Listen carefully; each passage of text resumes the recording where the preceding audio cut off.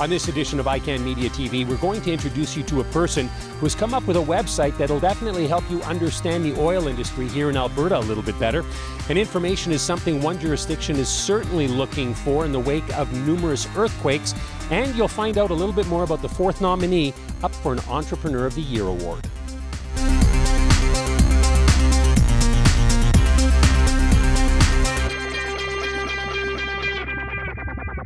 Hello and welcome to iKM Media TV. I'm your host, Rob Hislop.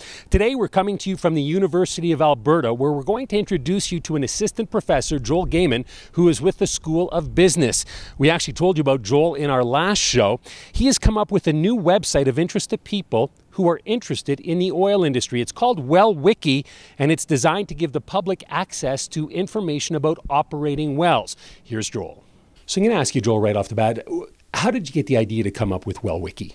Yeah, it really sort of happened by accident. We were working on another research project. We were interested in understanding how oil and gas companies decide where to site their well facilities. And in the process of collecting all those data, I realized this is really quite a lot of work, actually. And even though the data are really available in the public domain, most average citizens probably are not going to take the time to figure out how the data work and how to stitch them together. And because I have a background in internet technologies before becoming a professor, I figured, well, why not see if we can go ahead and make these data available in a more user-friendly way. So that sort of explains what you did with your research and all the information you had. Why did you think something like, or why do you think something like this is necessary? Yeah, I think one of the issues and one of the reasons I got attracted to hydraulic fracturing and unconventional shale development is just because there are these polar sort of storylines you hear. You know, so one cover story I remember a couple of years ago was Time Magazine. It has a picture of a Marcellus shale rock, and it says, "Will this rock save us?" You know, and at the same time, Gasland, the movie, is kind of making the rounds, and you get the idea that, you know, hydraulic fracturing is going to doom us. And so I was interested in understanding which of these two storylines is right. And I think that WellWiki is part of this sort of more democratic kind of discourse where we at least make the information available to people so they can see for themselves what's going on in their town or their community, in their backyard, et cetera, and they can decide for themselves whether this is an issue or not. Right, because you're not trying to take a side here. You're just trying to put out all the information you can find on well sites. That's correct, yes. I mean, just like Wikipedia or any other type of media wiki-based website, any user is free to contribute content. What we do is we start by populating the website with structured data from the oil and gas regulators at either the jurisdiction level, you know, that could be a state or a province. And then in other cases, we're able to complement that with other structured data. And then what users can do is come in and add narrative content, just like with a Wikipedia type website. And so those could be positions that are both pro and con, you know, oil and gas development or unconventional shales. And my hope is that the community itself will basically be self-regulating.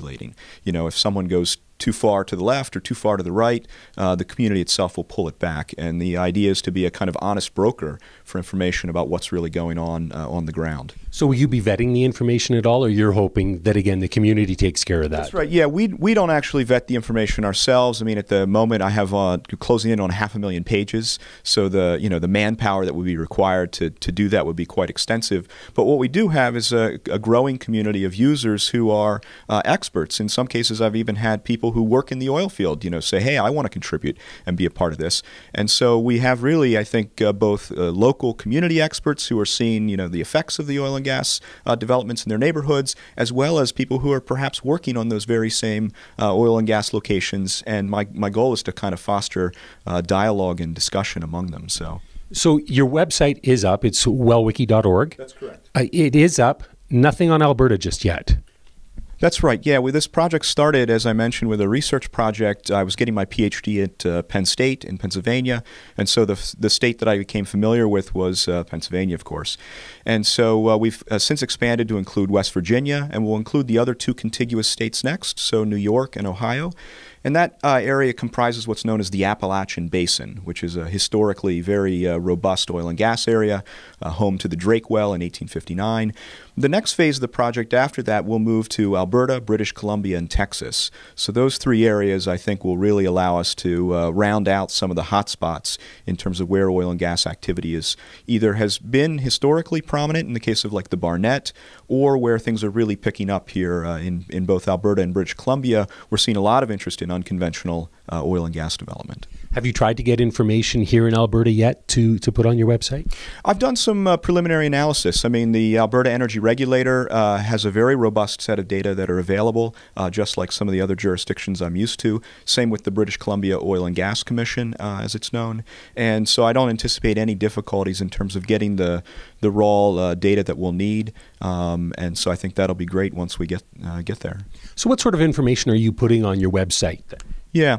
We give the user basically three kind of views or cuts of the data. So one is a well detail page. So you could look up any specific well that's in your backyard or in your town. And on that page, we'll tell you everything that we know about the well through the regulatory data. So typically that includes when was the well permitted, who operates the well, has the well been drilled yet. Most oil and gas jurisdictions do some kind of inspections. So we'll know the whole inspection history for the well, how often has it been inspected, have there been any issues that have been noted. And in many jurisdictions, we also have the production history for the well. So we'll be able to tell you how much oil and gas it's produced over time. And in some states, such as Pennsylvania, we actually know about the wastes that are generated by the well and where those go. So that's a kind of well-level view. From there, you could look at a specific operator and see every well that operator operates either in your town or your community or in your province, or more generally in multiple jurisdictions. And then the third view is a town or community level view. So if you just wanted to see all the wells that operate in a particular town or place, we let you see those at a glance regardless of who operates them.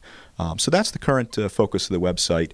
And then, of course, on top of that, users layer in their own narrative content about events that may have happened on a well or other issues that have come up. When we were off camera just before we started with the interview, you were telling me that in the United States, all this information is available, but it's quite challenging for the average person to go looking for it and connect all the dots. Right. How are you finding it here in Alberta? Well, I think that, you know, the principles are very similar across both the provinces and the states. I mean, so most of the data that you get is specific to a particular phase in the well's life cycle. So, for instance, it's easy to get a list of permitted wells, or it's easy to get a list of drilled wells, or it's easy to get a list of wells that are in production. But if you wanted to understand sort of that whole biography of a well, if you will, that would require you looking across typically multiple reports as a citizen, and that may not be something you're willing to spend the time and energy doing unless you're really, really motivated. What we do is, through the magic of technology, we put all of that into a SQL database or a relational database where any information related to a specific well identifier can be collapsed and put together, and so that you can see it that way. One of the media articles that I read looking into this was from a comment from the Canadian Association of Petroleum Producers. They think it's a good idea. More transparency, they say, is good, but they doubt that their companies will get involved in something like this. Is that a surprise at all? I'm not too surprised. I mean, I think that the oil and gas companies, obviously their business is to go out and explore and produce oil and gas. And so, and they're already in the business of reporting to the regulators as required by law. And so that's the data that we're leveraging here. Certainly we would welcome, you know, any additional involvement they might want to have, but I can well imagine how, you know, as someone who studies strategy and organizations for a living, I can well understand why that wouldn't be necessarily something they'd spend their time and resources on. So when people want to look into Alberta wells, you're going to get started this fall. When would you expect to have them all up, or a good portion of them up anyway? Yeah, our hope is to be done, as I think you may have read in some of the articles, with Alberta, British Columbia, and Texas by the end of this fall season. So for me, that runs until December. I sort of think in terms of semesters. Yeah. You know, so the fall semester is just getting started here tomorrow on campus, and will run until December. And during that wave of time, my goal is to get those next 3 jurisdictions up. And that should bring us to well over 1 million wells on the website, and I think that's a pretty good start for us to see, you know, just how useful can this platform be, and what will users do with it. More information is certainly something some people in Oklahoma are looking for in the wake of a number of earthquakes. It's been quite a jump this year over what has been the norm over the past 20 or so years. As a result, a number of regulators, scientists, and oil and gas industry specialists are gathering together to see exactly what's going on. The latest quake struck on September 1st. It was a magnitude 3.3 near Medford, Oklahoma. So far this year, the state has been shaken by more than 260 quakes, making it the most earthquake-prone state on the continental U.S. Compare this to the average of only one earthquake per year, measuring over 3 on the Richter scale from 1978 all the way up to 2008. Now, some research has tied the spike to wastewater injection, a process in which water from oil and natural gas extraction, including fracking, is pumped into underground wells for disposal. Research has also tied wastewater injection to quakes in Arkansas, Colorado, Ohio, and Texas. Well, you probably heard in the news recently, Leonardo DiCaprio, the latest big-name celebrity to visit the oil sands. Of course, he is not the only celebrity who has spoken out against the northern Alberta industry either. The Wolf of Wall Street was in Fort McMurray and Fort Chipewyan meeting with First Nations representatives at the end of August. Now, the Canadian Association of Petroleum Producers quickly came to the defense of the oil sands, saying the industry is growing tired of the fad of celebrity environmentalists coming into the region for a few hours or a few days and offering their ideas and solutions to developing this resource. Now, DiCaprio joins fellow celebs James Cameron, Neil Young, and Archbishop Desmond Tutu, who visited the oil sands. Robert Redford and Daryl Hannah have joined the fight by speaking publicly about their concerns. And we have one more nominee to tell you about in the Ernst & Young Entrepreneur of the Year Energy Services sector. His name is Pat Wilson. He's the owner of Camex Equipment in Nisku. That company has been operating for 22 years. You have to think about this. It came from humble beginnings in the early 90s when Wilson was refurbishing and reselling equipment from the back of his truck. His company has since become a major industry player. You might remember we told you about the other 3 nominees. They are Mike Dunn with Enerbuilt Technologies from Nisku, Alvin Pike from Helical Pier Systems in Sherwood Park, and Quinn Holtby from Ketchikan in Edmonton. Winner of the award will be announced in mid-October. That's it for this edition of iKM Media TV. I'm your host, Rob Hislop. Until next time.